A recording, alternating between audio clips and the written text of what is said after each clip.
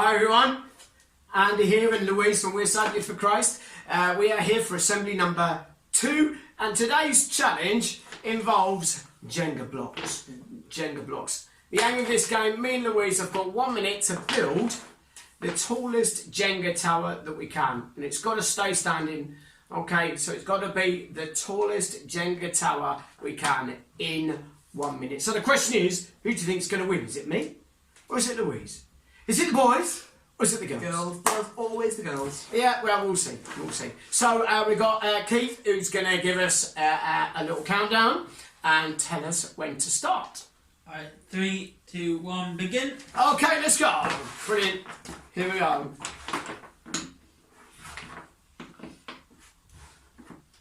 Keep it on going. I'm going to make a nice firm foundation for you. Are you now? Well, I'm just going for height.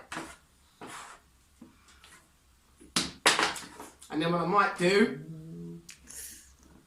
is stop. How are we going for time, Keith? You got 25 seconds in. 25 seconds in. Oh, it's not going to stay up, is it? Right, okay. Okay.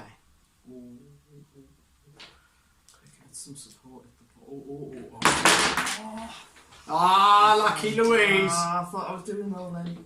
Overconfident I was, I thought. Okay, you got 10, 9, 8, 7, 6, 5, 4, 3, 2, 1, stop. Hey! Do you know what? That's pretty close, isn't it? It is Mine was close, wobbling, it was going to go down a few times. So we need measuring. Okay, so I'm going to go up. It is just about to my thing there. Shuffle across, Louise. Here we go. Which one's the tallest? Which one's the tallest? Oh. This one's the tallest. Sam's called it. I win. Congratulations. Right. In a minute, you're going to hear a story.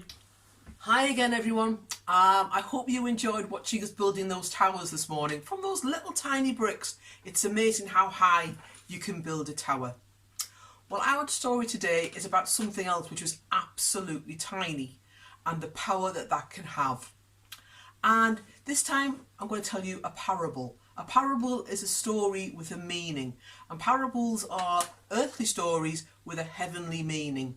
And this one was when somebody asked Jesus what the kingdom of God would be like.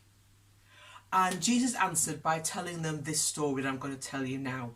Now, when they were talking about the kingdom of God, in this story, they were asking, like, how will your message, Jesus, spread to everybody else? Will it spread? How can it spread?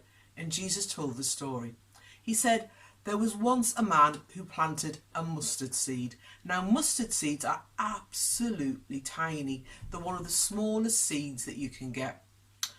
And he planted it in his garden, and the plant started to grow. Small at first, but then bigger and bigger.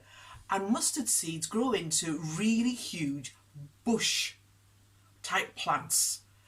So big, Jesus said, that the birds of the air could come and nest in the branches and make their home in the branches of this huge bush. Now, what's that got to do with the church growing? Well, when Jesus was alive, there was him and he had 12 followers, just the 12 to begin with. And then that 12 and Jesus started to talk to people about who Jesus was and where Jesus had come from.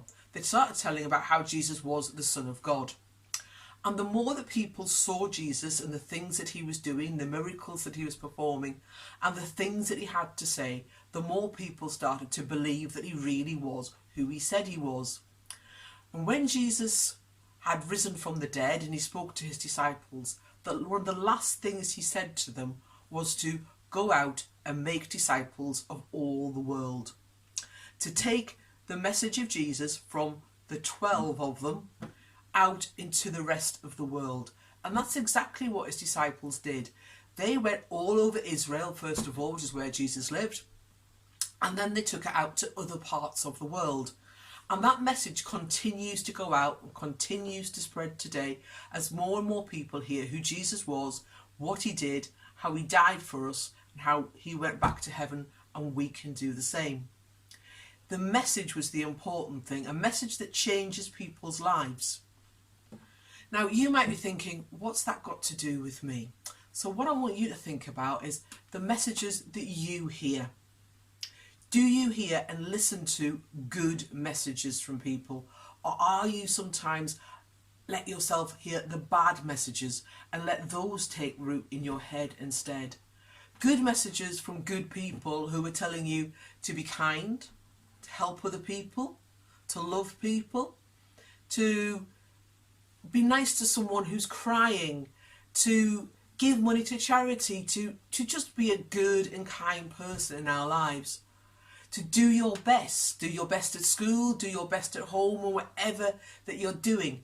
Do you follow those people who give you the good messages, like Jesus was giving good messages to people and telling them how to lead a good life? Or do you let yourself be influenced by the bad messages, the messages that tell you that it's okay to cheat, it's okay to steal, it's okay to be nasty to people, to bully them, pick on them? Are those the messages that you listen to and allow yourself to get involved in those bad things? Sometimes as you get older, those bad influences can tell you that it's all right to smoke, that it's all right perhaps to not go to school sometimes, to steal from shops and all sorts of other bad things which can get us into all sorts of trouble. Do you allow yourself to listen to those messages, or do you always listen to good messages? We need to be people who listen to good messages, because God wants the best for us, and his message was a good message. So allow yourself in your life to be guided by the people that want to give you good messages, and not those people who want to take you down the wrong path. Because unfortunately, if we go down the wrong paths in life, there's always a consequence. There's always trouble at the end of that path. So this week, try to listen to good messages and follow the lead of good people who want to help you. Thanks again for listening. Take care. Speak soon. Bye.